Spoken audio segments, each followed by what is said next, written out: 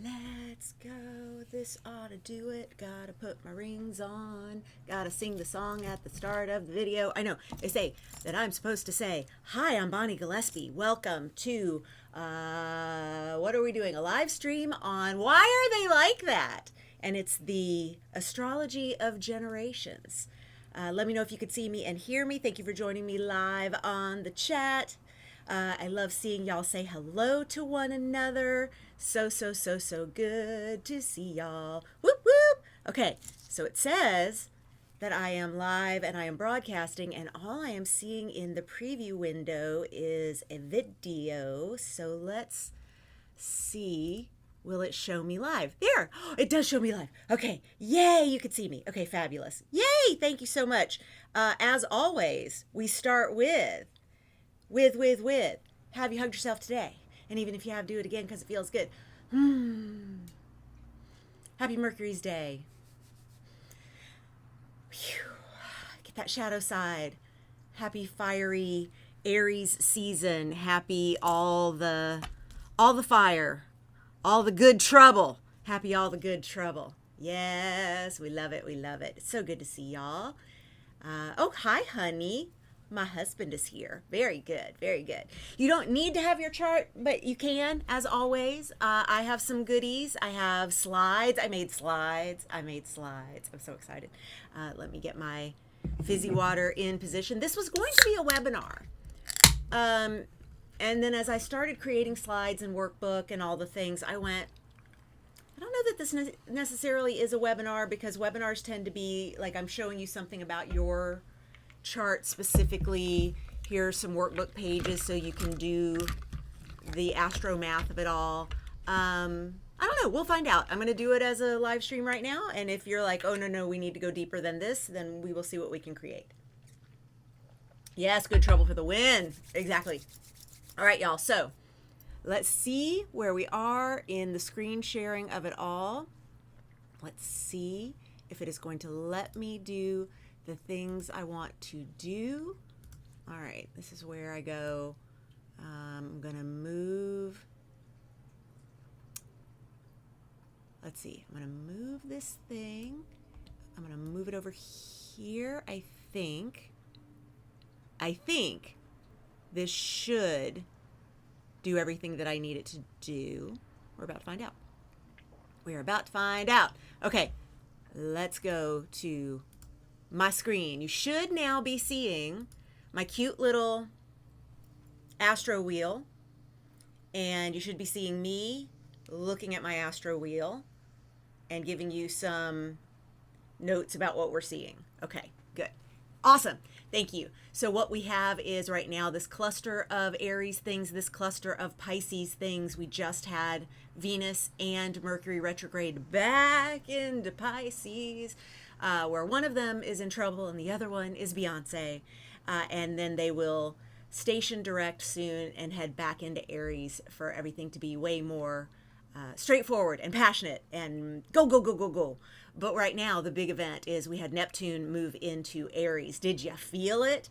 Man, we had a Write Your Book with Bond class yesterday, and we talked a lot about Neptune and storytelling and creativity and what Neptune and Aries is going to be like. I know I'm going to be talking about generations, and mainly with generations, we're looking at Pluto kind of stuff. But Neptune is also involved. Uranus is also involved. Any of the outer planets do have something to do with how generations do what they do.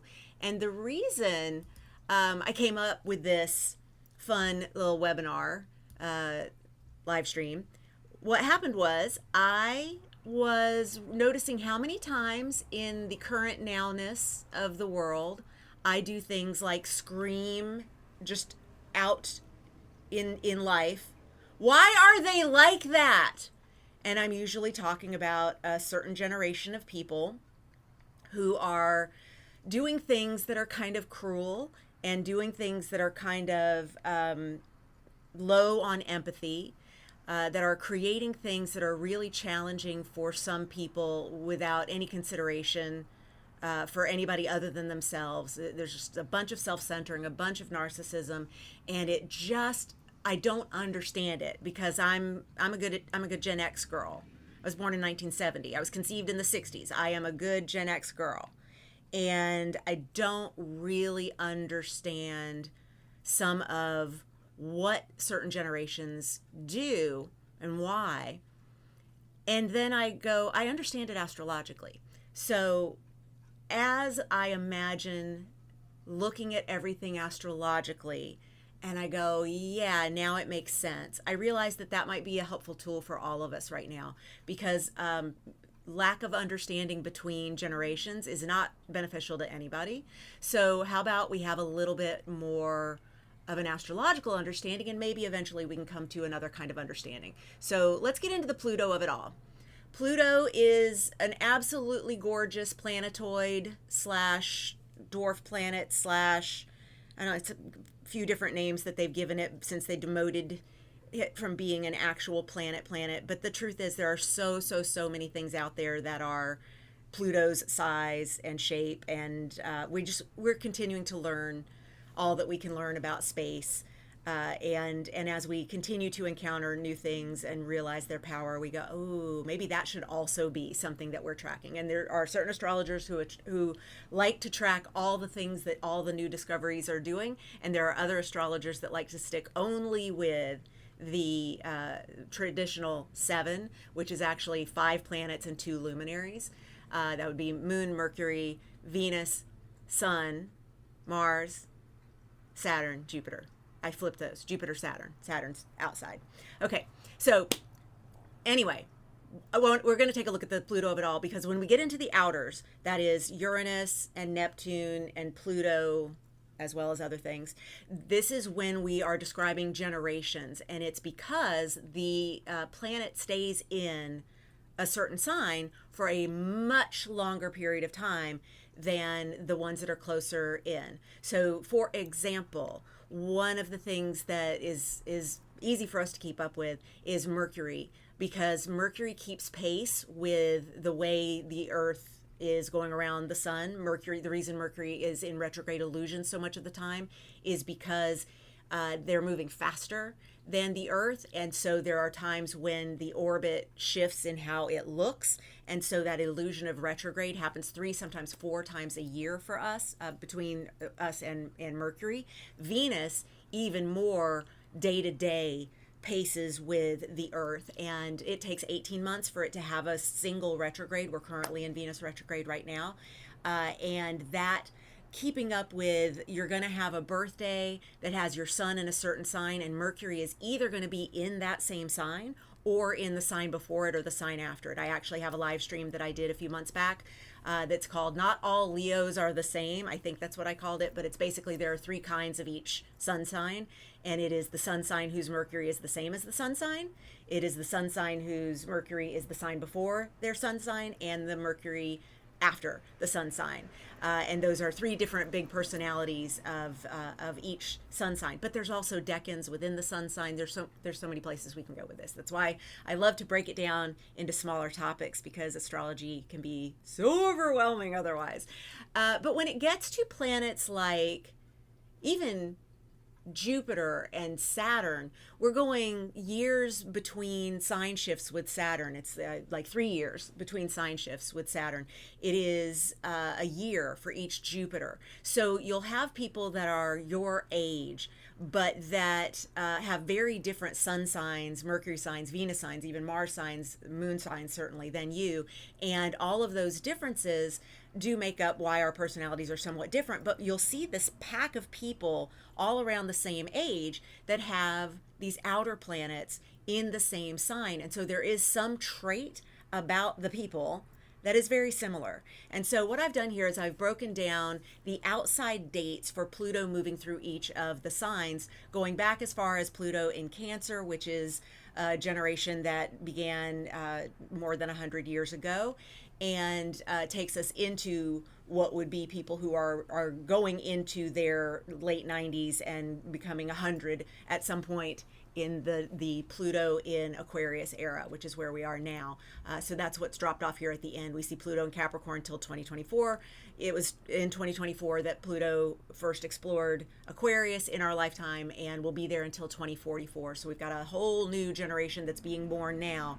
that for 20 years will have that Pluto in common. But notice that we've got different number of years over here in all of it. We've got a situation where, for example, in our Pluto in Libra generation and then our Pluto in Scorpio generation, these are really small slivers. They're not actual generations as tend to be defined. They are way, way, way more all about having these very cute little signs in common. And what's going to happen when I overlay the signs with the economic generations is you're going to really start to see where there is a little bit of a shade of difference in the generations as we define them economically because of the astrological shift. And so someone who is born Pluto in Leo is going to be not necessarily all boomers, for example. And so that's when I bring up things like baby boomers XYZ. Oh, I should be careful using XYZ because those are also generations. I didn't mean to do that. But as I say, you know, baby boomers do this and do that and whatever, we have to keep in mind there's the Pluto in Leo baby boomer, and then there's the not Pluto in Leo baby boomer, and we need to kind of consider that. So we're going to come back to these dates and take a look at what each of these mean.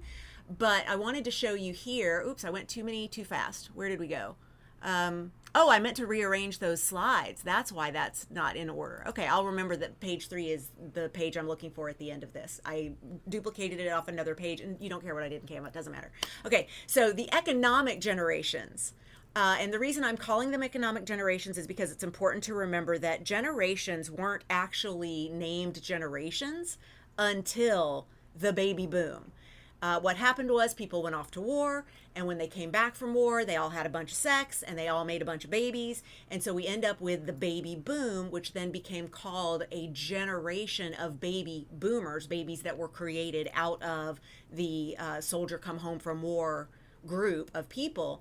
The baby boomers became the first generation, and they were defined as people that the marketing systems out there in the world, and yay capitalism, was going to market to very specifically. We're going to market to this group of people, and we're going to lump them together and make them feel united by generation, and then we're going to sell things to them and to their values. So keep in mind, when we use generational terms, we are actually just using the programming that capitalism has brought us. Yay for all of that, which is why generations are getting harder to define as we get into late stage capitalism, because we're finding that as an advertising people, as a marketing people, it's really tough to nail down a group and advertise to them as cleanly and as easily as it was in the baby boomers, or what was then later only described after the generation had long since past that era of being looked at,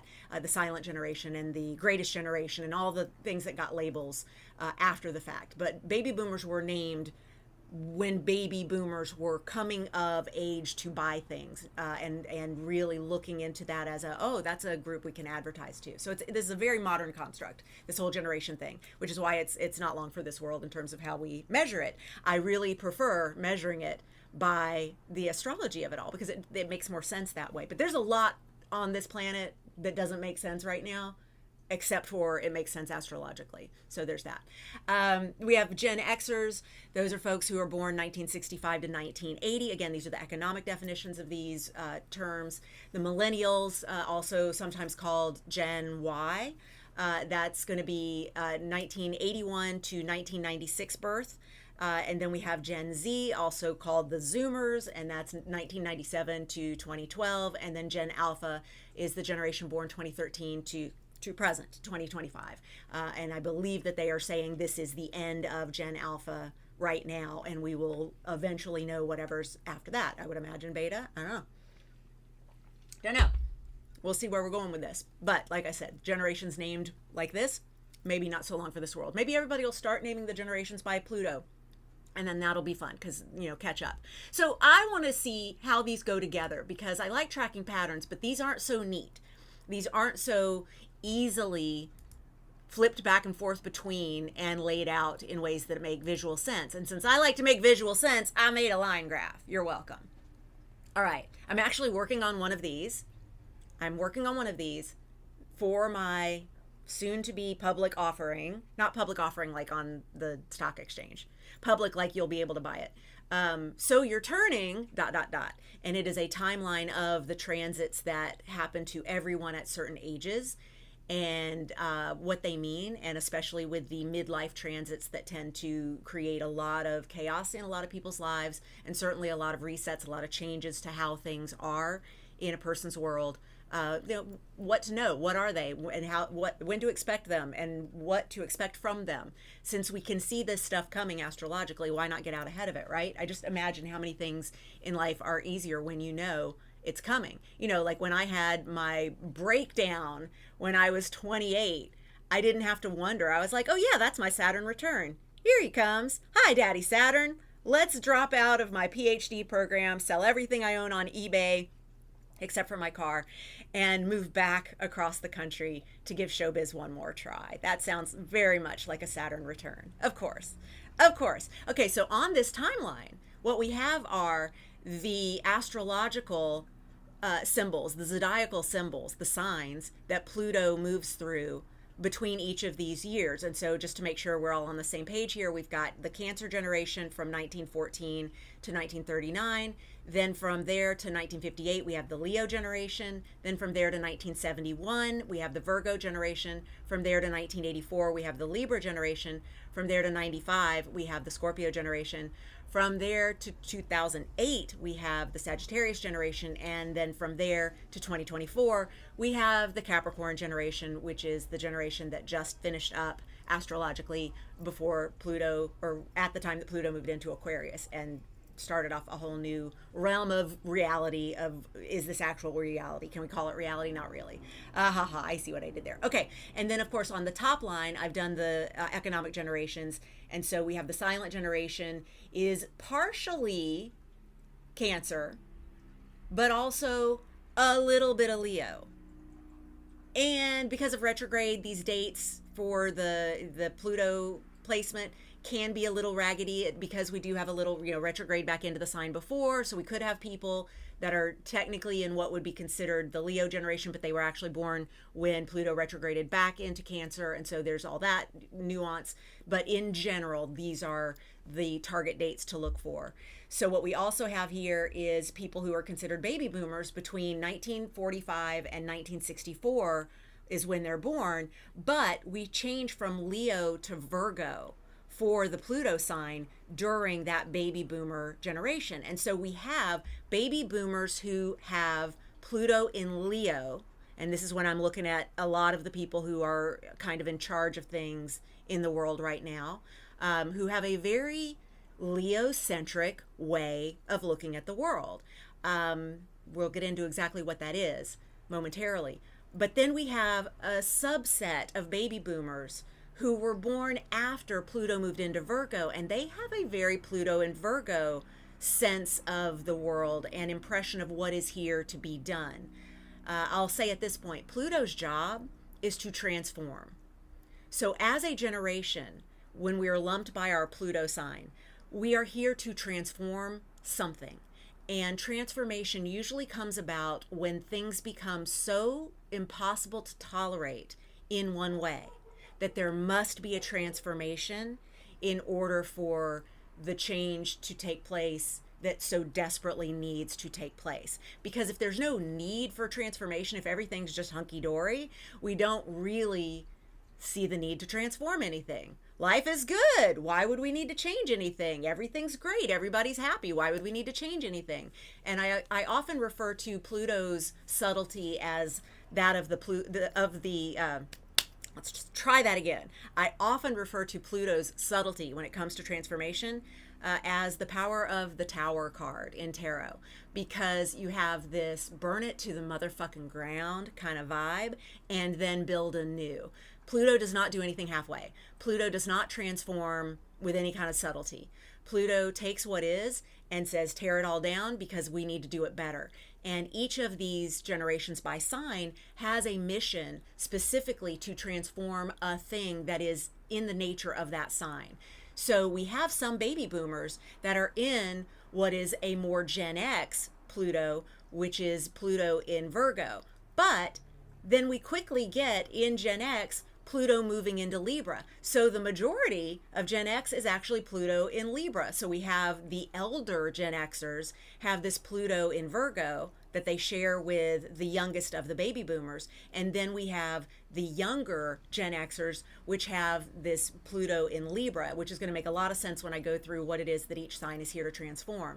Then we get into closer to the years matching up. I want you to notice what happens here during the millennial experience. Millennials come in 1980. The sign changes from Pluto in Libra to Pluto in Scorpio in 1984. And then in 1985, it switches to Sagittarius. And in 1996, we stop calling them millennials and start calling them Gen Z or Zoomers. So then we get Gen Z, 96 to 2012. Well, that's all of Sagittarius. 95 to 2008 is Sagittarius. And then 4 of those years are while Pluto is in Capricorn. So you're going to have some Gen Alphas.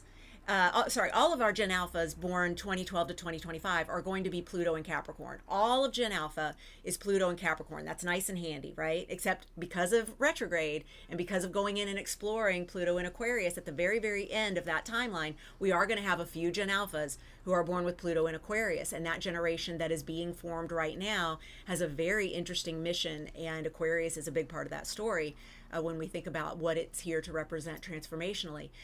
But specifically, when we get some of these years adding up, or not adding up, but lining up really well, it makes it a lot easier to compartmentalize the generations. And it's part of why I think that we're going to be doing our generations more by what Pluto's up to than what the economy is up to. Because, of course, using the economy to measure our generations is a very Pluto in Leo thing to do. And that's the generation that set it all up. And I'll call them boomers, but it's not just the boomers. As you can see, Pluto was in Leo starting in 1939. Boy, this mouse is trigger happy. Okay, Pluto was in Leo starting in 1939, and that's still the silent generation for 6 years.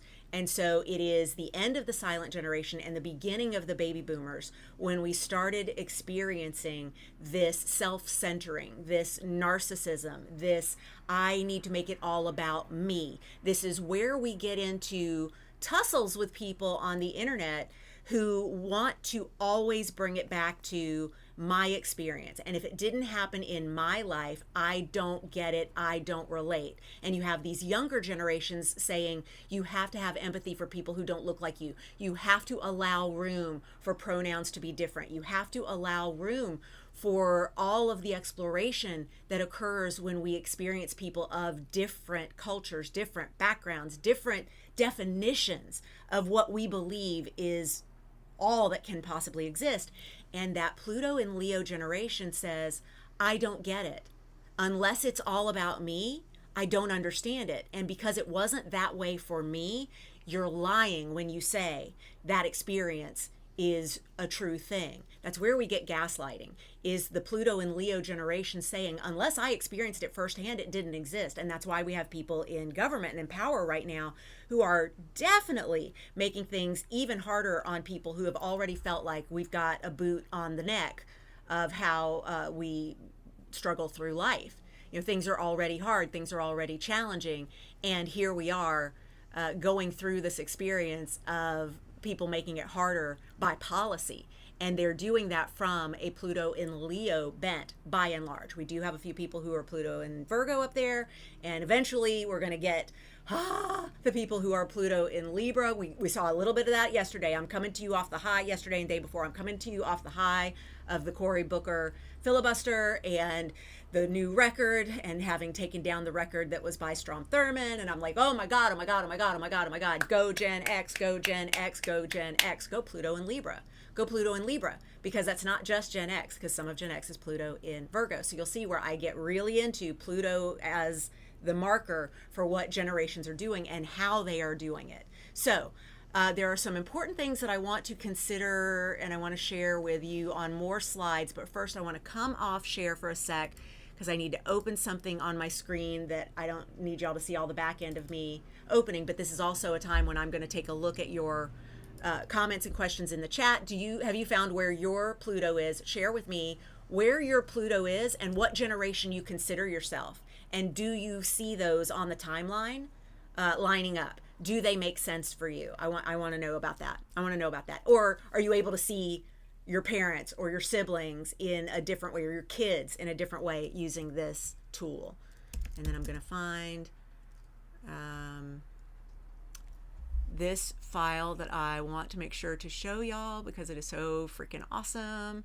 And I came in here earlier and tried to find it but could not, but I didn't look really hard, and now I'm going to look really hard. I'm going to look really hard now. I'm going to find it. Let's see. Do I have... Okay.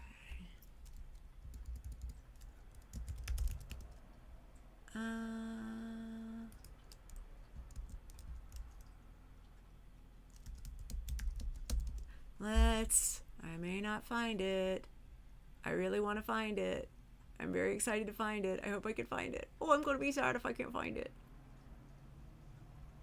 I know. I started to look for it far enough ahead, I thought, but not so much. Okay, let's see. Is it in here maybe? Do I have it in here? I might have it here. Ooh, I might have it here.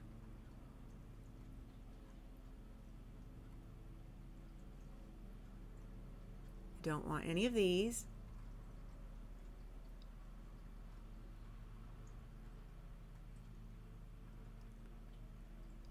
Nope. Boo. Okay. All right, let's look. Yeah, Cory Booker, right? Pluto Libra, never know where I go. Zillennial, yeah, could be. Pluto and Virgo, born in 66. Libra, Gen X, does that track? Yeah, Gen X, Pluto, Virgo, and fuck yeah, it makes sense. Okay, great, great, great. That was so good. I'm not even done. I have more slides to show you.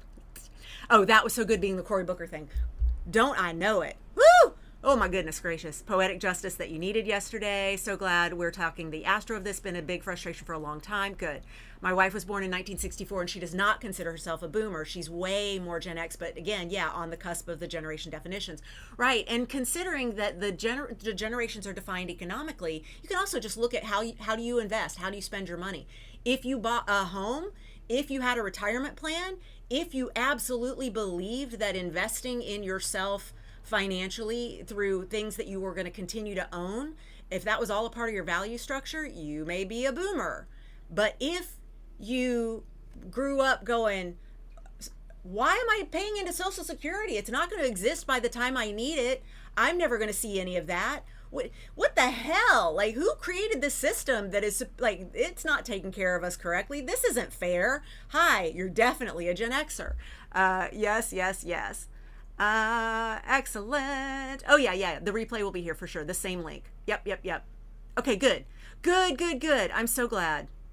Yeah, you understand where your values are. Like, I grew up thinking I have to own a house, and if I don't own a house, something is wrong with me.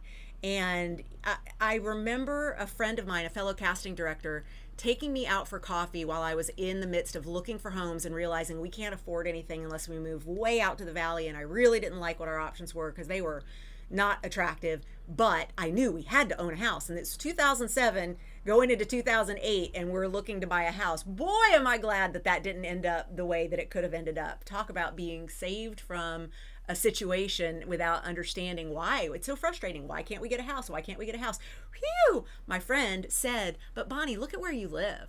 People travel from all over the world just to get a glimpse of where you live and what you get to see every single day. You look where you live. And I was like, yeah, why am I trying to move just so I can check off I own a house? I was in my 40s and I was like, I have to own a house. No, 2008, I was in my 30s. Dang, I aged myself quick. I was in my 30s and I was like, before I hit 40, I have to own a house. I think that's probably what we're talking about there. I'm doing one more look for this.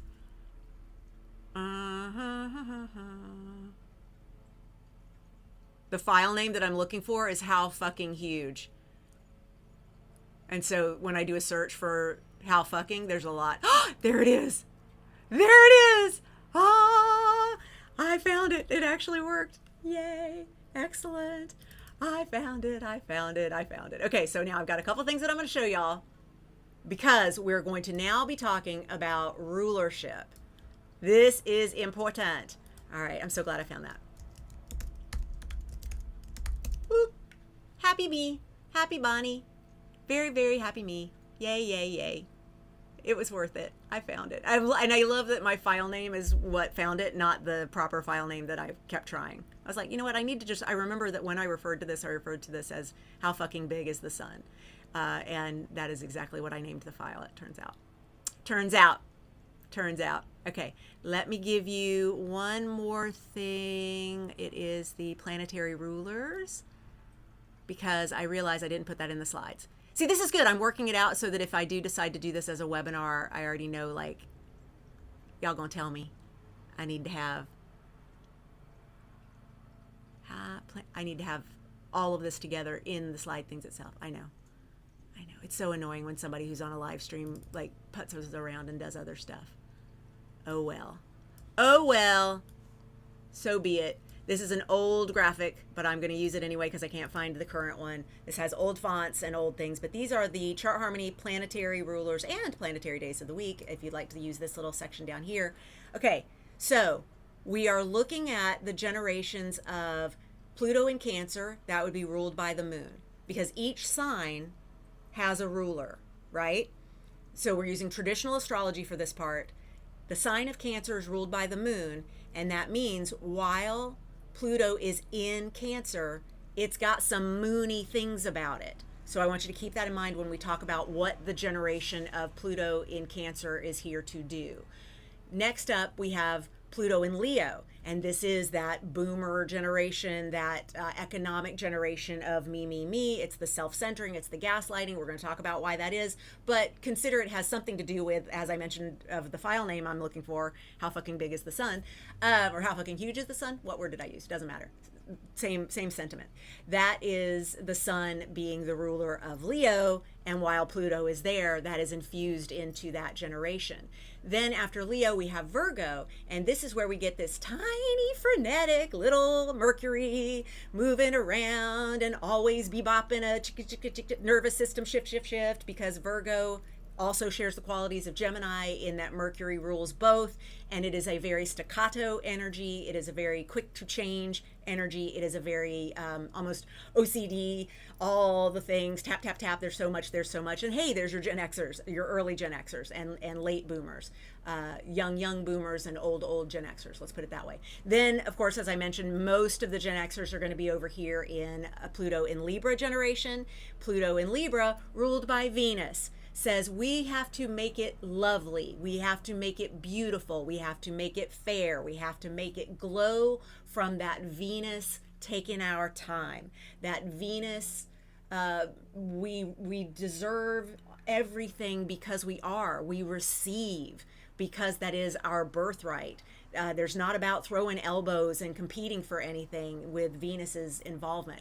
Then we shift over into our millennials with our Pluto moving into Scorpio. And Scorpio is ruled by Mars. And again, this is traditional astrology rulership. And that traditional rulership of Mars for the sign of Scorpio is very attack, go get it, follow your passion, unapologetic about making moves and taking what is ours. It's got a me kind of energy that is similar to the Leo me, but it is not self-centering. It is, we're going to go get it for the purpose of transformation. And so that's going to make a lot more sense in another moment at another slide. And then when we get into our Sagittarius Pluto generation, that's ruled by Jupiter, and Jupiter says faith and expansiveness and growth and glitter for everyone, and if any is good, more is better. More for that Pluto in Sagittarius generation. And then the Pluto in Capricorn generation, which we just finished birthing up, that group of people, that Gen Alpha group, that is going to be with a Saturn rulership, and Daddy Saturn says control, yes, power, yes, but also order and strategy, and put in the work to make it work. So let's talk about these rulers from a sense of how incredibly freaking large they are. And so I have a fun way to look at it, and then I have, we're first going to do, oh, did I close it? I did not mean to close it. Please don't have that. Oh, did I close it? Open recent. Come back to how fucking big is the sun. There you are. All right, y'all. Let's watch this. Let's watch this. I don't know if the sound will work in my share. I know how to make sure the sound works in Zoom, but I'm using a third-party streaming service, so let's see. If you can't hear it, it's just really dramatic orchestra music.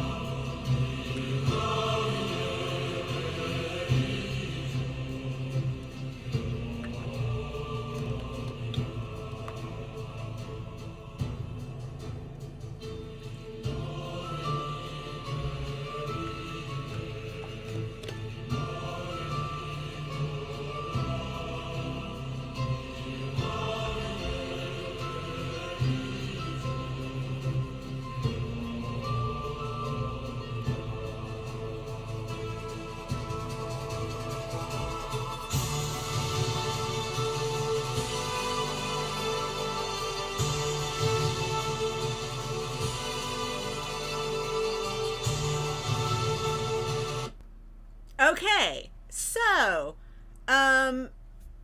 when we talk about the Pluto in Leo generation, you gotta remember it is so easy for them to self-center for the exact same reason that all things Leo are powered by the sun, and the sun is legit the whole reason the rest of the universe exists. Everything does center around the sun. The sun is all the power, and the sun is all the life force. So of course it's easy for narcissism. Of course it's easy for self-centering. Of course it's easy to get butt hurt when people say, hey, that thing you did was mean and cruel and not nice. And then they get really butt hurt about it and take it personally because it's like, hey, I give you life. You should be grateful for any damn thing.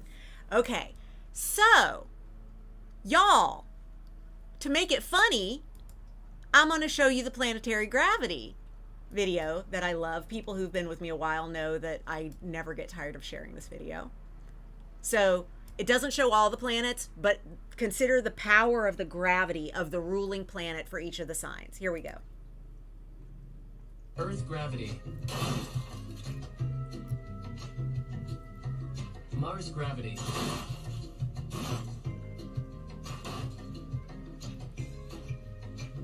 Moon gravity.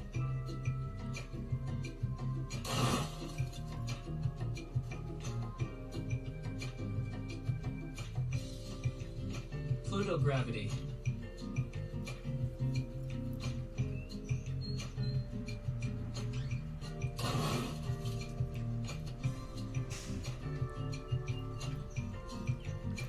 Uranus gravity. Saturn gravity. Jupiter gravity. Sun gravity.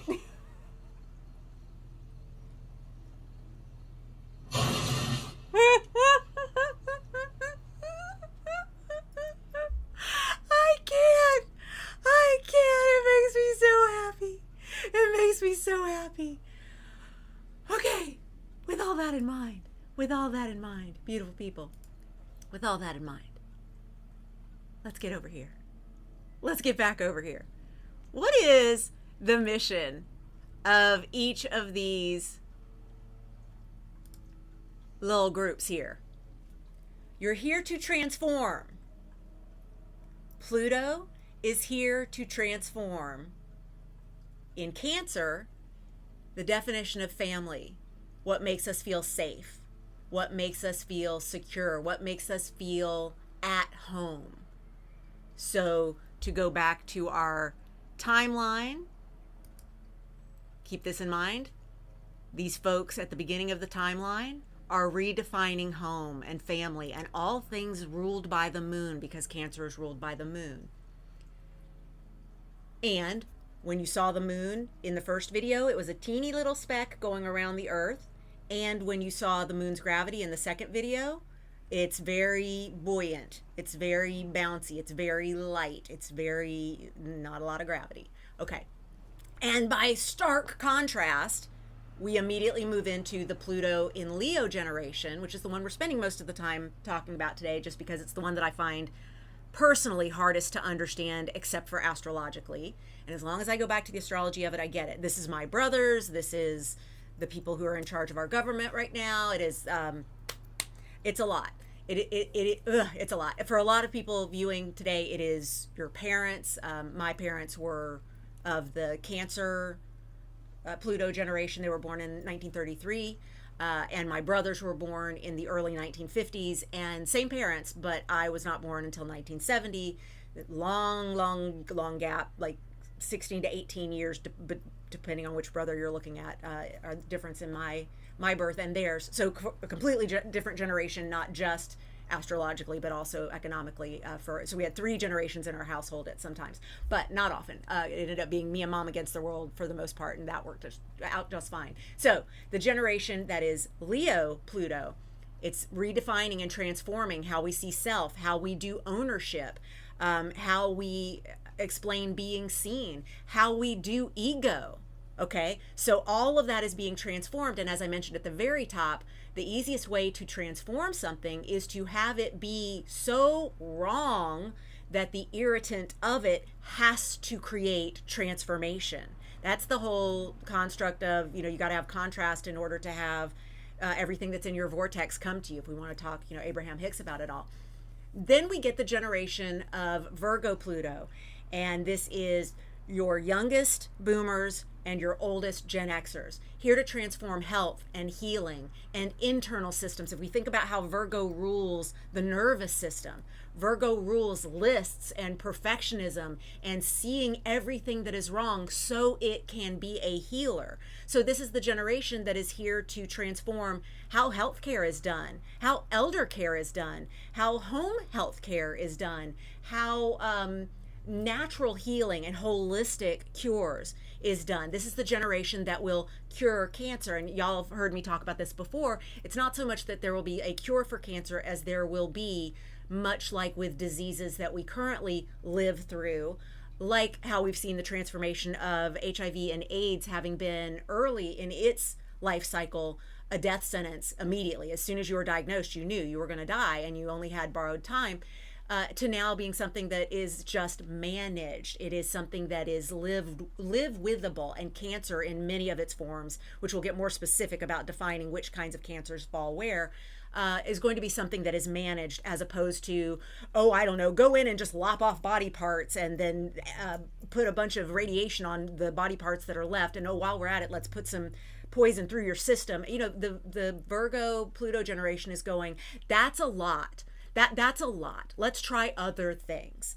And we will begin to see more and more and more of that as the Pluto Virgo generation takes more leadership roles as a generation in history. So then, of course, we've got the Cory Bookers of the world, that Gen X that has the Pluto in Libra, here to transform how we do relationships. This is the first generation that had more kids coming from divorced, broken homes than not. It's the first generation of latchkey kids, coming home and taking care of yourself, what is fair, how to find balance. This is the generation that says love does not have to be defined by just one man, one woman. This definition that you're using is really limiting. So we need to transform how relationships are seen and what kinds of things about them are what we focus on. What are our values? Venus ruled. What are our values? And using those values to come up with how we transform relationships and how we do relationships in general, rather than just doing what we were told to do. I was told by my my silent generation dad, by my Pluto in Cancer dad, I was told growing up, was he Pluto? Now I got to check this again. Hang on real quick. Yeah. Pluto Cancer generation. Definitely. I was told by my Pluto and Cancer dad, oh God, you got a tattoo. Now no man will ever have you. He also said when he left for the final time, he gave me a note. And so I still have the note. Don't know where it is right now, but at some point when I was cleaning and going through old papers, I realized I still have the note. And it didn't read exactly like I thought it did all the years that I remembered it, but it basically said, take care of yourself and your figure. I was 7. So that you can have a man and love and marriage in your life. And of course, that was a dig at my mom, who had put on weight, and he left us for his younger, thinner wife. And there was this messaging of don't get fat or no man will ever have you, don't get a tattoo, no man will ever have you. And that prioritizing, first of all, that a man will have you at all, so not here for that. But Pluto in Libra generation specifically breaks a whole bunch of rules that would have been what you are required to do or what you are supposed to think you have to do. Again, this goes back to what I said about I got to own a home. That is something that was implanted by a previous generation. And so you can also start to see that even though you're from a certain Pluto generation, you have beliefs that come from the generation of Pluto that your parents are from or your siblings are from or the environment that you came up in is from. Then we get to our Pluto in Scorpio generation, and they're here to transform power, trauma, sex, shadows, shadow work, getting to the bottom of things, truth seeking, wanting to transform because transformation is what we are here to do. It's very interesting to note that the sign of Scorpio is here to transform anyway. So when we get Pluto in Scorpio, and Pluto's the modern ruler of Scorpio, so even more so, when we get that combination, it is we are transforming how we transform. And so of course this is the generation that redefines pronouns and has more people saying I'm on a scale of a reality, I am on a continuum rather than something binary. And we notice that Pluto and Scorpio generation is very much in your face about how we are going to revolutionize what we think about sex workers, how we talk about shame, how we do things that have been previously so damn puritanical. And the Pluto in Scorpio generation says, I'm sorry, do you have a problem with someone who earns money as a sex worker? Why do you have a problem with that? It's a valid job. It's a valid career. It is something that actually helps people who have those needs. And it is very interesting that there are previous generations that would be super judgy about that. And we see then the Pluto generations just comes and says, transform, transform, transform. We'll have a whole new way of speaking about these things as each generation comes to power. The very narrow, small generations of Libra and Scorpio and then Sagittarius, those are small because the orbit of Pluto is not symmetrical through all the signs. It is not going to hit every sign the same number of years. Pluto can be in a sign anywhere from 11 years to 33 years on the outside. So 11 to 33 years, you see why it's like these generations make much more sense in terms of how much we have in common with people who are born within a certain number of years of us. So we have with the Pluto in Sagittarius generation here to transform faith, recovery, religion, beliefs in an afterlife, where we will go to explore, doing ayahuasca journeys, doing things that are experiential for the sake of learning spiritually, transforming the whole idea of cults and how they're able to get a hold on people. Again, ruled by Jupiter. Important to note, Sagittarius ruled by Jupiter is going to have a lot of those Jupiter themes, like we're going to be going bigger and bigger and bigger and bigger. These are things that make a lot of sense for the way we consider how noticeable the Pluto transformations are. The ones that happen in Scorpio are going to be a lot more in the dark, bring it to light. In the dark, bring it to light. In the dark, bring it to light. The Sagittarius ones are going to be just bam, pow, out, big. You can't miss it. It's going to be a fireworks show. And then, of course, the Pluto in Capricorn generation, here to transform leadership, authority, systems at large, not internal systems like Virgo, but external systems that are applied to everyone. All of this.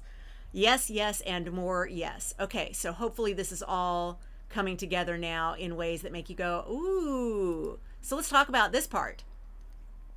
I want you to consider that part of the reason we don't get along with certain other Pluto generations is because of the aspect that we're dealing with. So these glyphs right here in the center are the aspects. And when we have a Pluto conjunction, that takes about 250 years to make happen. That's when we're looking at countries, religions, dynasties, eras. These are, like entire institutions are measured by the time it takes for Pluto to make a conjunction, to come back around to itself. A Pluto return, like the United States just had, like other institutions have had in recent years, and I used to have them at the tip of my tongue, but once Pluto moved out of Capricorn, I was like, I'm done talking about that shit. So anyway, I'm sure people in the chat, people in the comments after, you will definitely make a list of all the things that are experiencing Pluto return or have recently experienced Pluto return. But there was a lot of noise made about the Pluto return of the United States of America being while we were taking back the government from a Cheeto in chief and trying to put things in the right order. There are people, though, that would say the reckoning for the United States of America is we've lied about what it is that we're here to do. We say that this country exists for freedom. It exists for, bring us anyone who is trying to escape a bad situation. We will help you make it better.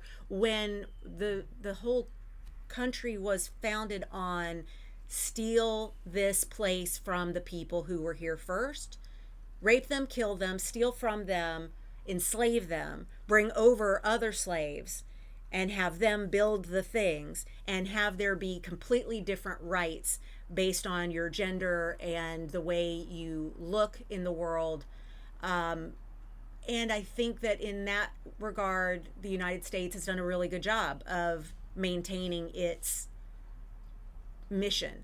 And so it's like, how do we transform what was the real mission of the United States? And when the election went the way it did in November of 2024, I was like, wow, we are really not done with this. We are going to actually get really clear on how many people are complicit at keeping the American dream sort of a Hollywood showpiece, a bit of mythology.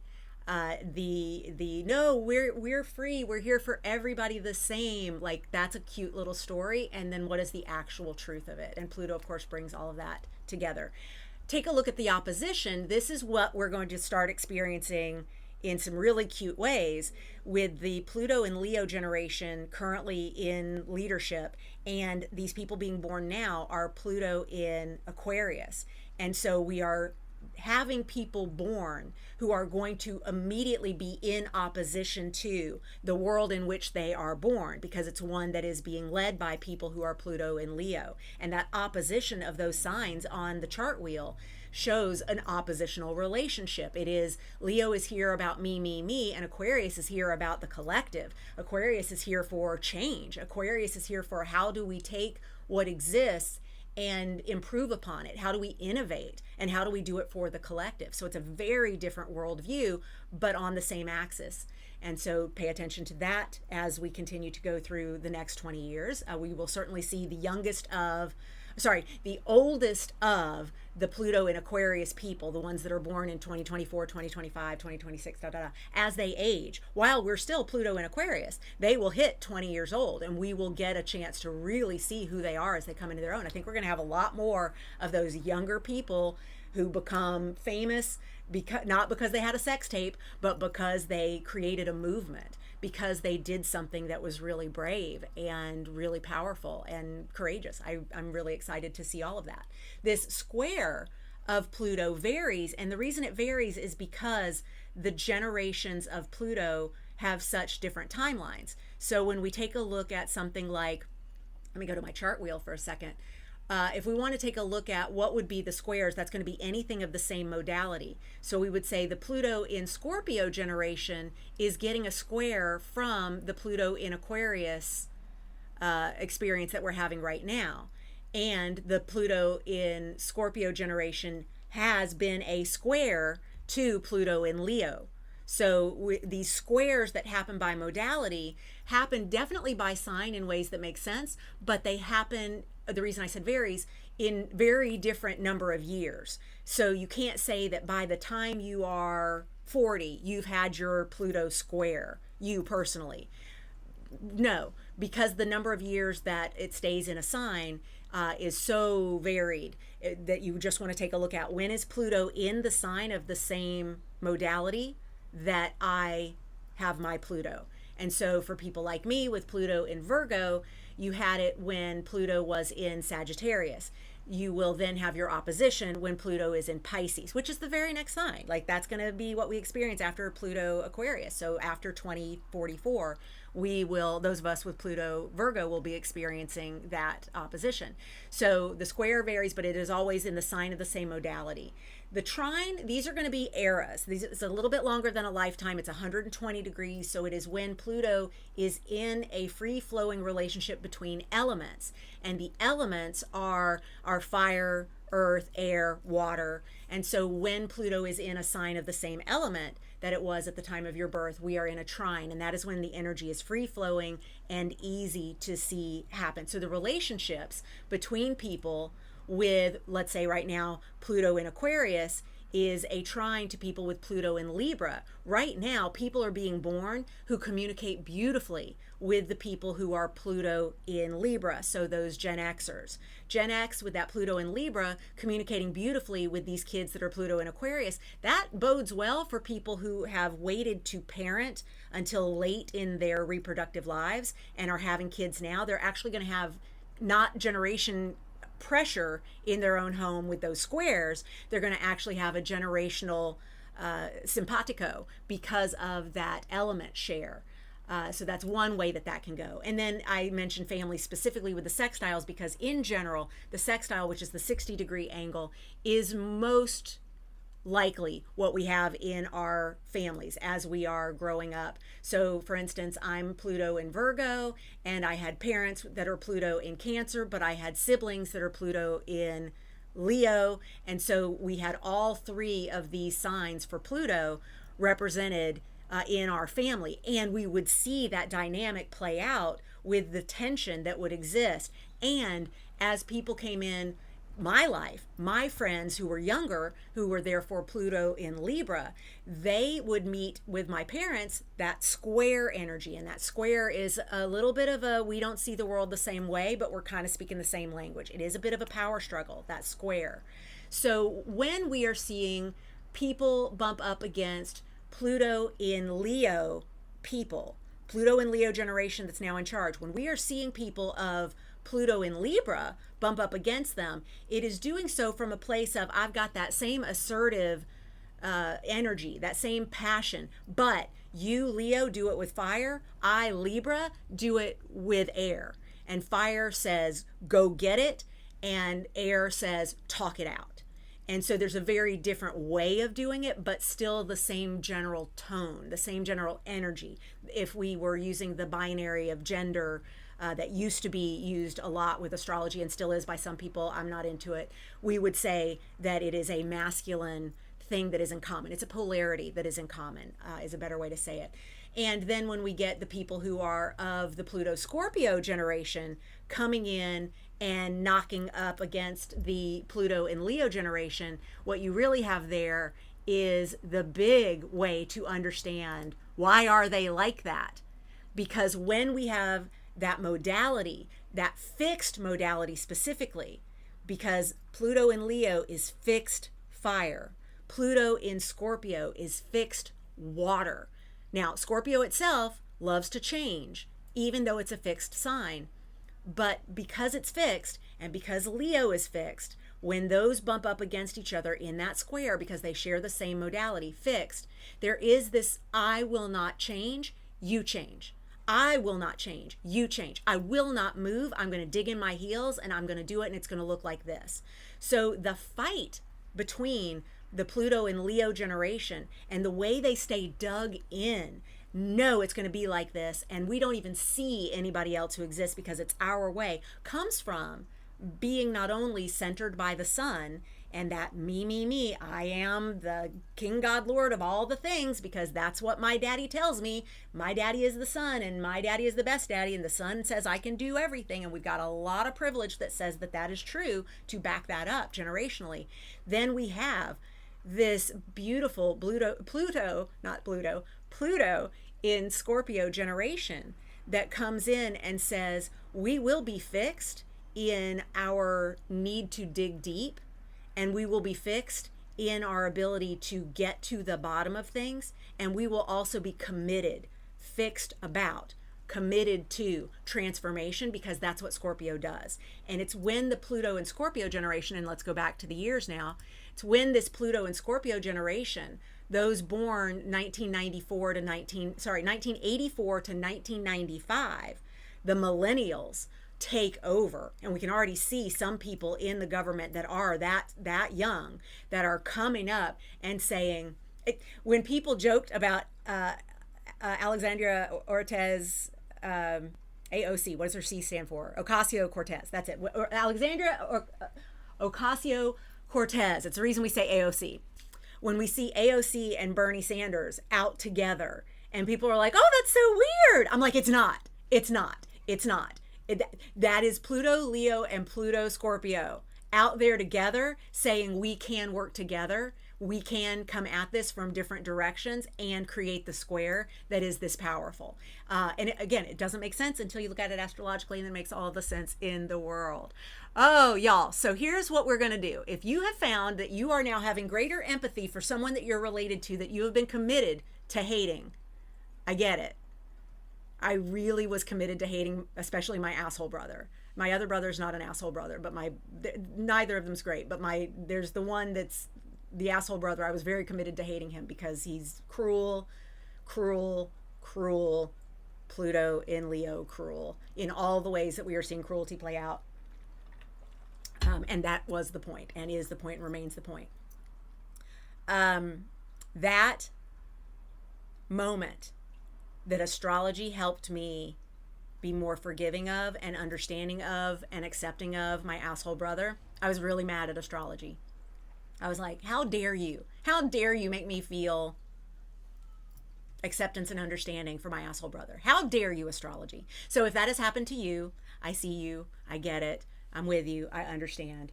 That's rough. It's rough when we've committed to being mad at something and then we can't be mad at it anymore. Thanks, astrology, for giving me empathy and understanding. Anyway, if you are now suddenly understanding someone better, if you are now like, whoa, my eyes are open to someone that is in my life in such a way that I have very, very exciting conversations that can come from this, if not with them, certainly about them. I would love to hear about it. Share with me. Share with me who you understand better. Share with me if you've got questions about anybody in particular. And while you're putting your questions in the chat, those of you watching in replay, please, of course, use the comments. I always come back around and answer those as well. Let's take a look at what are some of the chart harmony remedies for the sign your Pluto is in, or connecting with the person that you want to connect with. If you are trying to connect with your great grannies or your grannies or whoever it is that is Pluto in Cancer era, we want to go to the blue. Cancer is a blue chart harmony value. It is all about care and quiet and making someone feel at home. It is sharing a meal. It is sharing a book. It is having tea. It is very low conflict, very easygoing. It is nervous system restored. To connect with those Pluto and Leo people, y'all, I can't make it up. The Cheeto in Chief has Pluto in Leo and other stuff in Leo as well. And its color is orange. Can't make this shit up. Cannot make this shit up.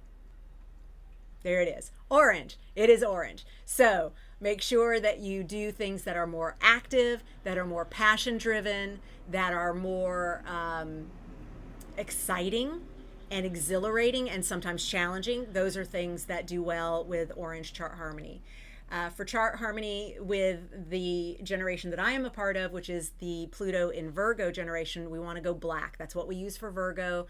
Black is what are the basics, what's baseline criteria. Yes, make a list, but don't let the list overwhelm. If the list is overwhelming, rewrite the list in a different way, because you do not need to be overwhelmed by it, because Virgo is already doing all the things and itemizing all the things, and it can get overwhelming very easily, which is why we do black, which is declutter, de-stress, take it down to the basics. When we want to do things that are connecting us with the Pluto Libra generation, That's going to be anything green, anything pink, and even better if you can do the two at the same time. Those are Venus colors there. We've got green for money. Yes, that's great. We've got pink for air signing it out, having good conversations, holding a dinner party, going shopping for clothing that looks good, recycling your clothing, taking your clothes through that whole process of what can we donate, what can we give back. Those are things that, what can we exchange these things for value. Those are all really nice Libra signatures. And also creating art. Anything that's creating art is great for connecting with Libra.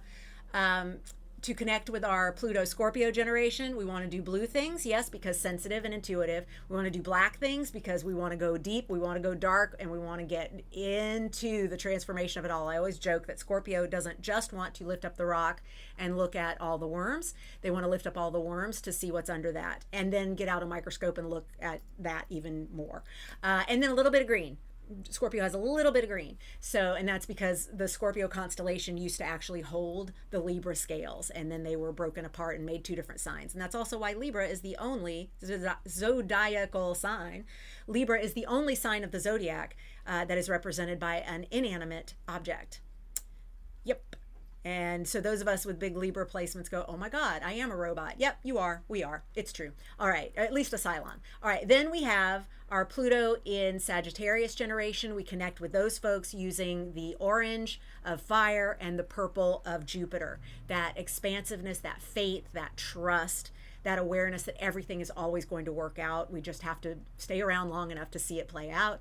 And then when we get back to our Pluto and Capricorn generation, as those folks continue to grow up, now the youngest of the Pluto, the earliest born, so therefore the oldest of the Pluto in Scorpio generation, these folks are 15, 16, 17 now, like coming up on being able to vote. This is a generation that we're getting to know. Do the black things, that basic declutter, get to what's important, baseline criteria, and systems stuff. Finally, just notice Pluto has this beautiful heart. Pluto's really not here to be mad at us. Pluto's absolutely not looking to hurt us. Pluto's here to help us transform, and that is what we are continuing to do. If you would like to join me the next time that I am live, you can do so by checking out my events list, which is at bonniegillespie.com/events. You'll be able to see when I am next doing a thing, and hopefully that thing will be something that you can come join me for. bonniegillespie.com/events. I have a few new things that are going to be rolling out soon, so hopefully you're on my mailing list so I can send out some of those neat opportunities, and hopefully they will align with you. You'll find what works for you. Let me see what we have in the chat. Oh my goodness, yes. I'm so glad y'all love this. Good. My Cancer dad, my Pluto Cancer dad, was just so focused on marriage for me that he totally shamed my urges toward education for career. Yeah, same.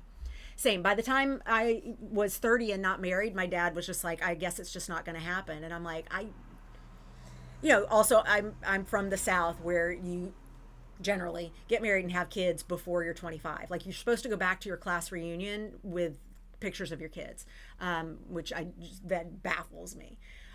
Be excited to see this generation come of age, the Scorpio one. Yeah, me too.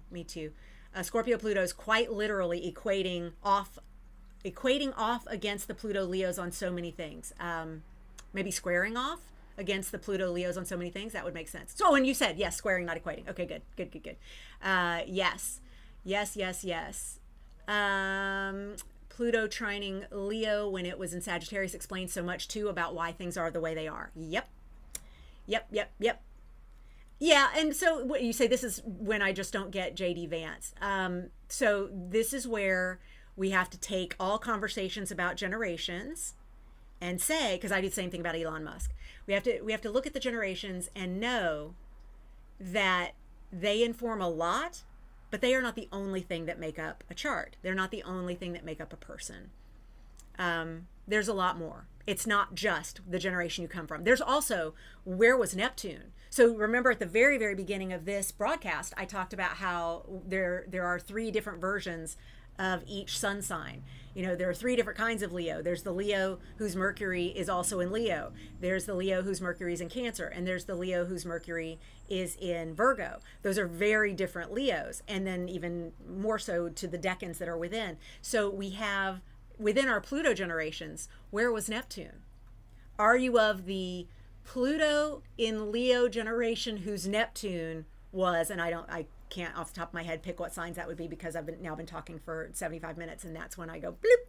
I'm not going to be able to pull up, but you'll see. People who are being born right now have Pluto in Aquarius and Neptune in Aries.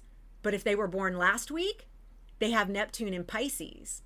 Like, the person with Pluto in Aquarius but Neptune in Pisces is very different than the Pluto in Aquarius with Neptune in Aries, right? Like, think about the personality layering of that for those outer planets. And then we get into Uranus. Like, these are all generational planets and they all factor in. Yes. Whoa, yes, just guessed, AOC Scorpio. Right. Don't you see it? Yep. Libra and Scorpio used to be attached. Yes. The constellation was Scorpio, and Scorpio held in his, I don't know why I say his. Scorpio is a feminine sign if I'm going to even do the binary. But let's just give them they, them pronouns, because the more the current government regime says don't use pronouns and don't acknowledge anything other than genders of female and male, I say fuck off on all that. Everybody's a they. Everybody's a they. And you can be whatever the fuck you want. It's a continuum. It's not a binary. Oh my God, these just backwards people. Oh gosh. Okay, so I can bring up easily that I don't get them. But yes, Scorpio had in their clause, just like Aquarius has a bucket, a jar, a carafe from which they are pouring the liquid. Aquarius is putting water out through that air sign. We have Scorpio holding the scales of justice, which is why Scorpio is really hell-bent on being able to be lawyers. There are more lawyers with Scorpio placements than anything else. They're so good at getting to the bottom of things and being able to get that justice. But at some point, and this was astronomically, not astrologically, astronomically, Libra got broken off into its own constellation. It had qualities that made it not a part of the Scorpio constellation. It could actually become its own thing, its own sign. And of course, that gives us Libra, Scorpio having a dynamic in their relationship that's very interesting, because Scorpio says, that's my toy. Why'd you take my toy away? That's my tool. Why'd you take my tool away? And Libra's like, I don't actually have emotions because I'm just a scale. I don't know. Yeah. Excellent. Oh, wow. Wild with Neptune placement. Yeah. Neptune's big. Like I said earlier, we spent yesterday in my book Write Along group, we spent a good amount of time talking about how we can use the creativity of Neptune in Aries to do some really magical things. Neptune is currently in Aries, giving us a preview of what the next dozen years or so are going to be like. More than, because we've got Neptune in Aries from now till October, mid-October, late October, till the end of Libra season, actually, of 2025. And then Neptune will go back into Pisces to finish business there. And then in January, we'll come back into Aries and we'll be there until 2038. So we'll have a dozen years. But we're getting a preview right now of what Neptune in Aries even means. And so one of the things that we were talking about in my class yesterday was, what if all storytelling is channeling? What if all creative process is channeling, is working with the muse, the divine, the ancestors, all of the things that are available to us for creating stories? And what if every story is Rashomon, which is my favorite storytelling technique, which is where you have different narrators for different parts of the story, because we're always seeing stories from different points of view. I think we're going to get a lot more of that cool creative stuff going on with Neptune in Aries. And we're going to get to see, how does the individual do that kind of creativity? Whereas in Pisces, it's been way more, the big story is everybody bought a tarot deck and everybody became an astrologer when Neptune moved into Pisces. And that's not true. If you look at social media, that's definitely a thing.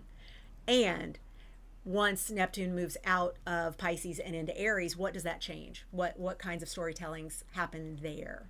Yes, I love you too. I love y'all so much. Yay. So Libra and Aquarius are more alike. Well, Jackie, what they have in common is air. They are both air signs. Libra and Aquarius are in a relationship with one another astrologically that allows them to share that element. And any of the signs that share an element have in common the way they do things.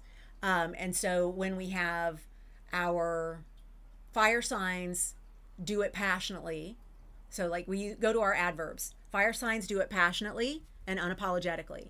Our earth signs do it methodically and logically.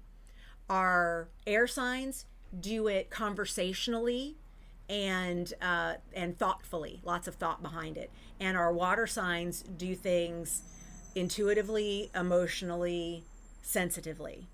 So that's, your elements are your adverbs. I know I still say I'm going to write the, what the hell is it called? The Mad Libs version of all the chart harmony stuff, so that you can just say you need a word of this part of speech and that represents this part of chart harmony. I know. I keep saying. Yeah, we're all going to run. We're going to call it done. I love y'all. Thank you for joining me today. Thank you. This has been fun. Let me know as you're watching this in future times. Thank you for those of you who are here with me live. Always appreciate it. Those of you who are watching everybody else, let me know what questions you have. Use the chat.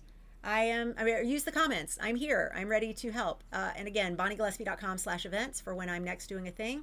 Give yourself more and more and more and more love. Love you all so much. Please love on yourself. There's a lot going on in the world. Always is. Life be lifin'. Take good care of yourself. All right. Till next time. I know, Mad Libs version. It's coming. It's on my many things list. I promise. I just have to live long enough to do it all. That's all. And since they say we're going to live into our 120s now, I'll probably get around to it. I'm not even halfway done yet. All right. Love y'all. Bye.